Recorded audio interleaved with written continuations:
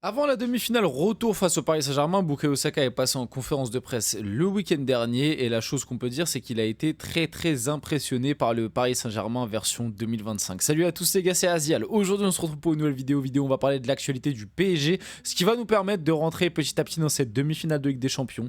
PSG Arsenal, ça va être le feu. Les gars, ça va être le feu.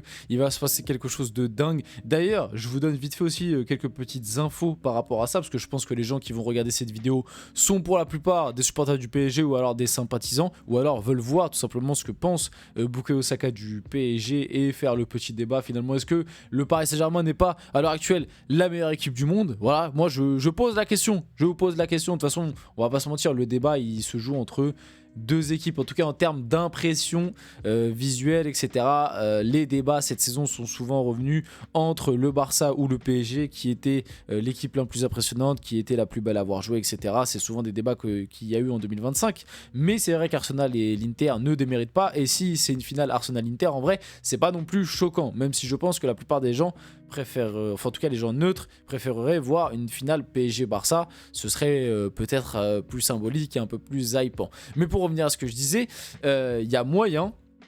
Il y a très fort moyen, vu ce qui va se passer, vu les moyens qui sont déployés et vu aussi la hype un peu autour de ce match. On va pas se mentir, c'est peut-être l'un des matchs les plus importants de l'histoire du PSG, ce retour face à Arsenal. J'espère que ça va bien se passer, j'espère que les joueurs vont répondre présent, j'espère que le PSG va y aller, parce que moi je vais pas vous mentir, je ne crois pas à un long fleuve tranquille pour cette demi-finale retour. Je ne pense pas qu'Arsenal va rendre les armes, les armes pardon, si facilement que ça, et je pense que ça va être très chaud, et j'espère que le PSG ne va pas se voir trop beau et déjà qualifié un peu comme l'année dernière face à Dortmund.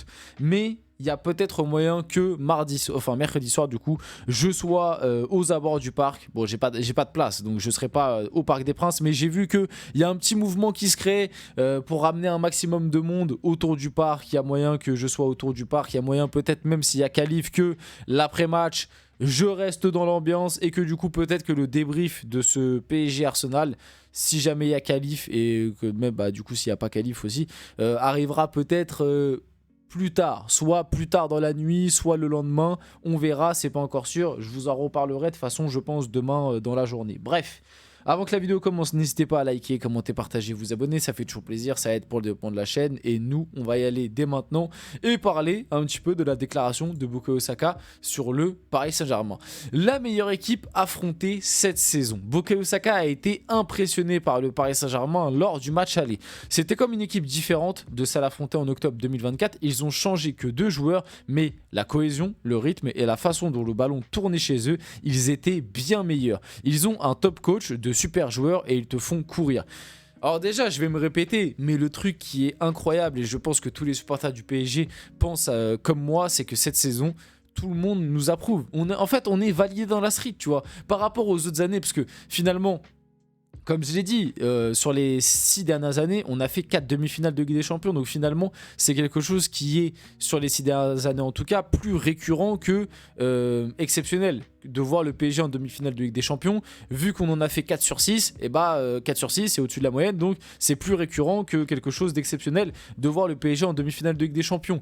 Mais la différence par rapport aux autres années, et même l'année dernière d'ailleurs, c'est que cette année le PSG est craint de tout, cette année le PSG est respecté, et cette année le PSG est vraiment validé par la street. C'est-à-dire que cette année, j'ai pas entendu, à part un peu Unai Emery qui a fait un peu le rageux, et aussi Mikel Arteta d'ailleurs, mais sinon les autres coachs et les joueurs, ça c'est un truc important, les joueurs, parce que là il y a Bukayo Saka, il y a McGinn lors du tour précédent avec Aston Villa qui a dit moi j'ai affronté Liverpool de Jürgen Klopp et j'ai affronté le City de Guardiola, ce PSG est plus fort. Il a dit j'ai pas affronté le Real et le Barça, mais j'ai affronté le City de Guardiola et j'ai affronté le Liverpool de Klopp. Je peux vous dire que ce PSG est plus fort et que j'aimerais pas les affronter tous les week-ends. C'est quand même hyper élogieux, c'est quand même hyper valorisant comme genre de déclaration. Pareil en huitième de finale, quand t'as Van Dijk qui vient après la double confrontation s'excuser et dire je suis désolé pour ce que j'ai dit sur la Ligue 1, ce PSG peut aller au bout, ce PSG est trop fort, ce PSG mérite cette qualification. Pareil pour Arne Slot qui a été genre mais impressionné par le PSG, et Arne Slot a dit pas la même chose. Le PSG est la meilleure équipe qu'on a affrontée cette saison et de loin.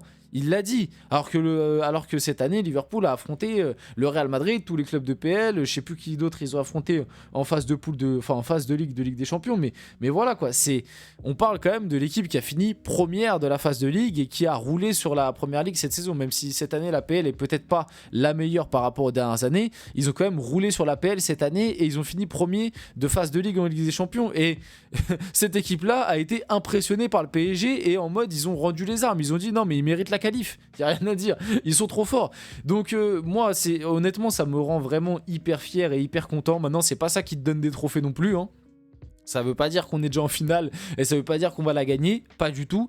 Mais déjà, c'est un très grand pas en avant pour le projet du PSG pour moi. Parce que mine de rien, il fallait que Luis Enrique fasse valider ce projet. Parce que je rappelle que l'été dernier, il y a beaucoup de gens qui jetaient des crottes de nez sur le PSG, qui t'expliquaient que le PSG allait couler, que Luis Enrique était fou, que sans Mbappé, cette équipe n'allait plus avoir aucun sens et aucune compétitivité au haut niveau. Et au final, Luis Enrique, il a pris ce pari-là, il l'a dit, il l'a répété, il l'a martelé. L'année prochaine, sans Mbappé, le PSG sera plus fort. Et le PSG est plus fort et le PSG est validé par absolument tout le monde. Tous les entraîneurs de Ligue 1, tous les joueurs de Ligue 1 sont impressionnés. Même moi, je me rappelle, c'était je sais plus c'est qui, je crois que c'est Kevin Diaz, à l'after, qui avait dit qu'il avait eu par message un joueur de Stuttgart. Bon, il n'y en a pas 10 000 des joueurs de Stuttgart qui sont potentiellement français et du coup proches de Kevin Diaz. Je pense que c'était Enzo Mio, ou peut-être que c'était un autre joueur, hein, on ne sait pas, mais bon, bref. En tout cas, dans tous les cas, c'était un joueur de Stuttgart qui avait dit « Mais le PSG, c'est trop fort cette saison ». Il avait dit à Kevin Diaz, et Kevin Diaz, du coup, l'avait répété à l'after, il avait dit « Mais le PSG cette saison, j'ai jamais vu une équipe aussi forte dans ma carrière ». C'est genre, apparemment, les joueurs de Stuttgart avaient été impressionnés par le niveau du Paris Saint-Germain.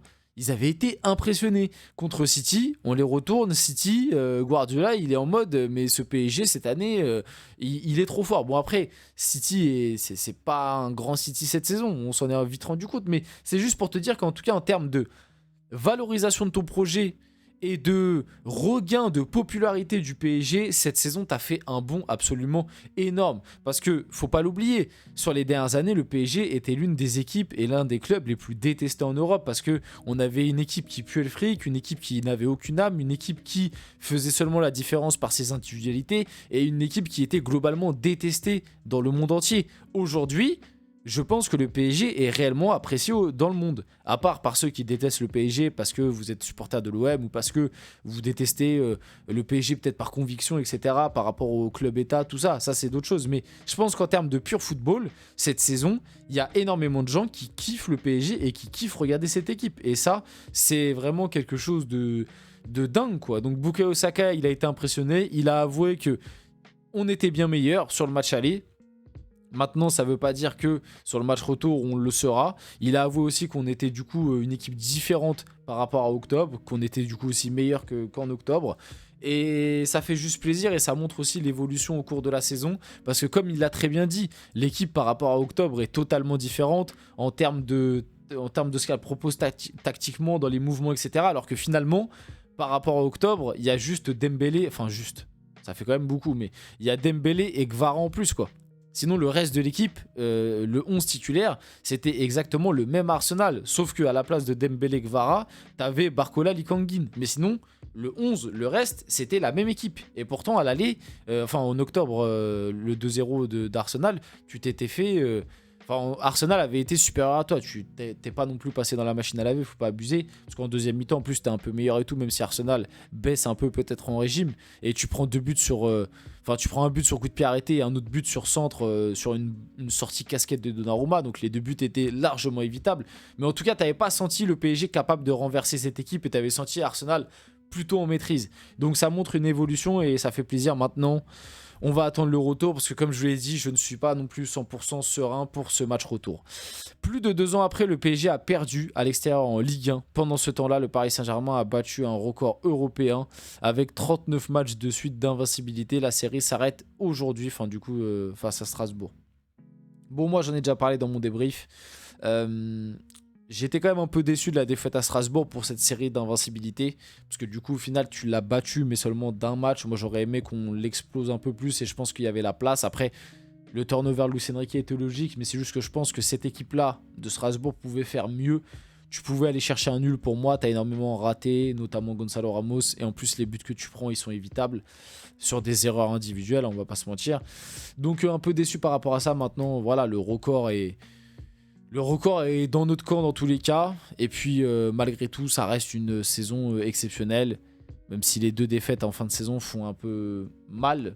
Voilà, on va pas lui en vouloir. Et puis comme l'a dit Luis Enrique, il a été globalement content de la performance de ses joueurs ce soir à Strasbourg et pense déjà à Arsenal. Donc on va finir la vidéo là-dessus. J'espère que cette vidéo vous a plu. Si c'est le cas, n'hésitez pas à liker, commenter, partager, vous abonner. Les gars, c'était Aziel. On se retrouve très rapidement pour une prochaine vidéo.